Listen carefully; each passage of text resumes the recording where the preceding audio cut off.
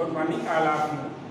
देखिए कल हम अंकित प्रश्न पढ़ रहे थे, उसी में आज फिर हम उसी चैप्टर से रिलेटेड कुछ अंकित प्रश्न लेकर आए हैं। देखिए पहले हम क्वेश्चन पढ़ेंगे, फिर इसके बाद क्वेश्चन में क्या वैल्यू मान दी गई हैं उनको हम नोट करेंगे और फिर हमसे क्या पूछा जा रहा है क्वेश्चन में, इसका वैल्यू मान निकालना है, उसको लेकर क्वेश्चन मार्क लगाएंगे। देखिए पहला क्वेश्चन मैं पढ़ने जा रहा हूँ। निम्नतम अवस्था में विद्यमान एक हाइड्रोजन परमाणु एक प्रोटॉन को अवशोषित करता है, जो इसे H=4 की ऊर्जा स्तर तक उत्तेजित कर देता है। प्रोटॉन की तरंगदैर्घ्य तथा आवृत्ति ज्ञात कीजिए। तो यहाँ पर देखिए हमें क्या मिल रहा है, क्योंकि हम जानते हैं nवीं अवस्था में उत्सर्जित ऊर्जा En इक्वल, पहले इसका वैल्यू मान लिख लेते हैं, कितना होता है -13.6, ठीक है, इलेक्ट्रॉन वोल्ट। ध्यान दीजिएगा। और इसके कौन सी कक्षा का है, यानी कौन सी ऊर्जा अवस्था का है, m²। अब इसके आधार पर देखिए हम अलग अलग ऊर्जा स्तरों का निकाल लेंगे।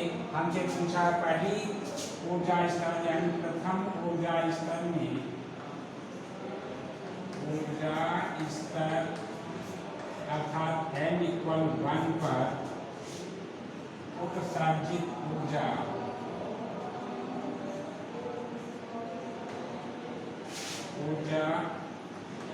ये हो जाएगा E1, यानी n की जगह 1 पहली ऊर्जा स्तर है, इसलिए हो जाएगा -13.6 अपान 1 का whole square electron volt. E1 equal कितना होगा -13.6 इलेक्ट्रॉन वोल्ट। अब इसी प्रकार हमें चौथी ऊर्जा स्तर में ज्ञात करना है, इसलिए चतुर्थ ऊर्जा स्तर में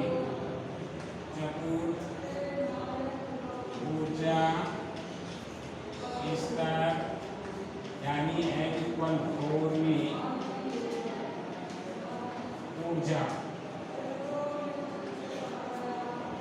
अब ये हो जाएगा E4 इक्वल -13.6 अपान 4 का whole square electron volt. E4 equal -13.6 upon 60 electron volt. अब भाग दे देंगे, देखिए ये आएगा 0.85 इलेक्ट्रॉन वोल्ट। प्रथम ऊर्जा स्तर की ऊर्जा ये है और चतुर्थ ऊर्जा स्तर की ऊर्जा हमें ये मिली। अतः अवशोषित ऊर्जा निकाल लेते हैं, इसलिए अवशोषित ऊर्जा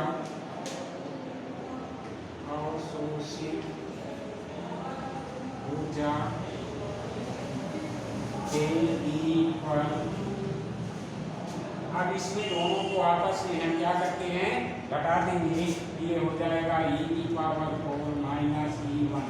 अब ये समीकरण नंबर 1 है और ये समीकरण नंबर 2 है, ध्यान रख देंगे। तो डेल E इक्वल -0.85 माइनस, देखिए चिन्ह सहित आप घटाएंगे, ये हो जाएगा 13.6 इलेक्ट्रॉन वोल्ट। तो डेल E इक्वल ये -0.85 प्लस 13.6 इलेक्ट्रॉन वोल्ट। अब ध्यान दीजिएगा, इसको हमारी अवशोषित ऊर्जा निकल रही है। ये अवशोषित ऊर्जा देखिए कितनी हो जाएगी हमारी, डेल E इक्वल घटा लीजिए 12.75 इलेक्ट्रॉन वोल्ट। अब यही अवशोषित ऊर्जा इलेक्ट्रॉन को उत्सर्जित करने में व्यय होगी। तो आप देखिए इसका एक फार्मूला है हमारा, क्या है, डेल E इक्वल hc/λ। हमको लैम्डा निकालना है, इसलिए lambda equal hc/del E। h क्या है, प्लॉन्क नियतांक है, सी क्या है, प्रकाश का वेग है, इसलिए लैम्डा इक्वल ये प्लॉन्क नियतांक की वैल्यू मान रख देंगे 6.63 × 10⁻34 और सी का वैल्यू मान हो गया हमारा 3 × 10⁸ और डेली की वैल्यू अभी निकाली है हमने, क्या है 12.75। अब यहाँ इलेक्ट्रॉन वोल्ट है, इसको जूल में जब कन्वर्ट करेंगे तो 1.6 × 10⁻⁹। अब ये मीटर में वैल्यू मान निकलेगा हमारा, तो लैम्डा इक्वल, अब इसको आप लोग स्वतः कैलकुलेट कर लेंगे, यानी गुणा भाग आपको स्वतः करना है। इसका आंसर में हम दे रहे हैं, ये हो जाएगा 9750 एंगस्ट्रॉम। स्वतः सॉल्व करेंगे तो आपको लास्ट में आके ये मिल जाएगा। अब देखिए हमसे इसी क्वेश्चन में उत्सर्जित ऊर्जा की आवृत्ति पूछी थी, वो आवृत्ति निकालने का देखिए फार्मूला लगा दीजिए आप, ये इक्वल क्या होगा सी अपॉन, ठीक है, लैम्डा। तो अब ये इक्वल सी का वैल्यू मान 3 × 10⁸ अपॉन लैम्डा का वैल्यू मान अभी निकाला आपने, कितना हो जाएगा, ये 9.75 × 10⁻⁻7 हर्ट्ज। अब जब आप इसको कैलकुलेट करेंगे तो आंसर इसका जो निकलेगा, ये निकलेगा 3.077 × 10⁻14 हर्ट्ज। स्वतः हल करेंगे, गुणा भाग करिए, ये आपको वैल्यू मान यहाँ पर मिल जाएगी आके। इस प्रकार क्वेश्चन को जब ध्यानपूर्वक पढ़ेंगे, वैल्यू मान लिखेंगे, फिर देखेंगे हमसे पूछा क्या जा रहा है, क्वेश्चन मार्क करिए, फिर फार्मूले पर सारे वैल्यू मान रख के कैलकुलेट करेंगे, आसानी से क्वेश्चन का आंसर मिल जाएगा। अगला क्वेश्चन पर नाम ध्यान दीजिए। बोहर मॉडल का उपयोग करके किसी हाइड्रोजन परमाणु में n = 1, 2 तथा 3 ऊर्जा स्तरों पर इलेक्ट्रॉन की चाल परिकलित कीजिए। और दूसरा पार्ट है इसमें से प्रत्येक स्तर के लिए कक्षीय अवधि का परिकलन कीजिए। तो देखिए अब क्वेश्चन से वैल्यू मान क्या मिल रही है, वो पहले लिखेंगे।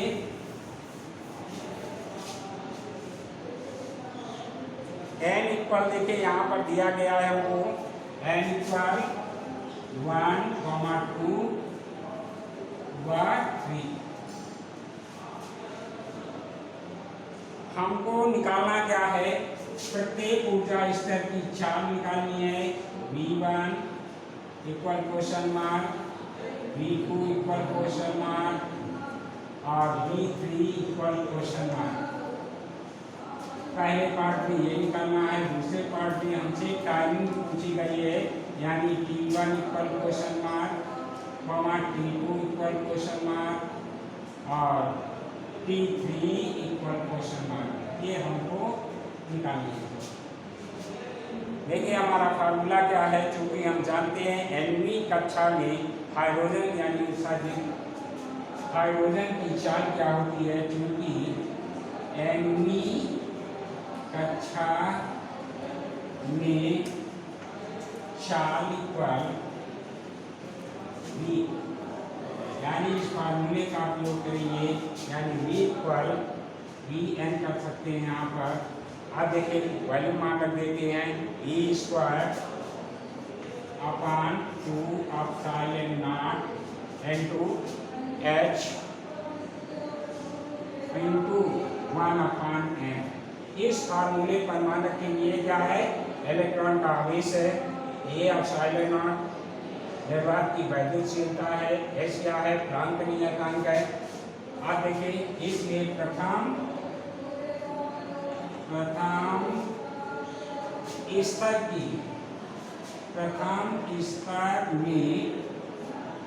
स्तर यानी n = 1 में 4। अब देखिए इसके लिए हम ये V1 इक्वल अब हमारा ये हो गया 1.6 इंटू 10⁻⁻19 का होल स्क्वायर, ध्यान दीजिएगा, अपन ये 2 वैसे रहा। अब साइलेंट नॉट का मान रख दीजिए, कितना है 8.85 इंटू 10⁻⁻1 और प्लांट नियतांक का वैल्यू मान है 6.63 इंटू 10⁻34 और इंटू n, यानी 1/n, n का मतलब पहले ही स्तर है तो ये 1 हो जाएगा। आज जब इसका कैलकुलेट करेंगे तो आंसर हम दिए दे रहे हैं, b1 का वैल्यू मान क्या निकलेगा, बाकी आप स्वतः करेंगे, यानी b1 इक्वल निकलेगा 2.16 इंटू 10⁻6 मीटर प्रति सेकंड।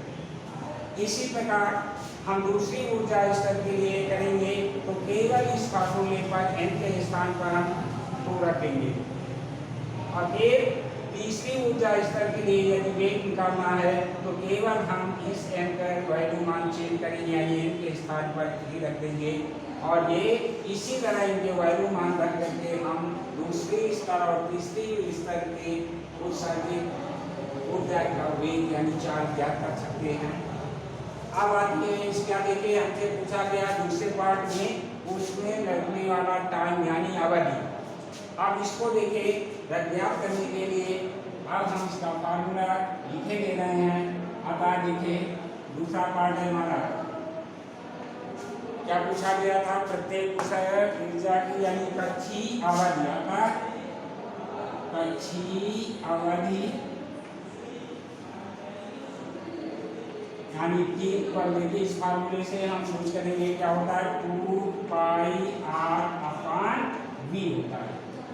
तो यहाँ पर हम ये देखें, आप r की वैल्यू मान और v की वैल्यू मान हम रखेंगे, और देखिए r इक्वल हमारा क्या होता है, ध्यान दीजिए, आप silent not h² n² square,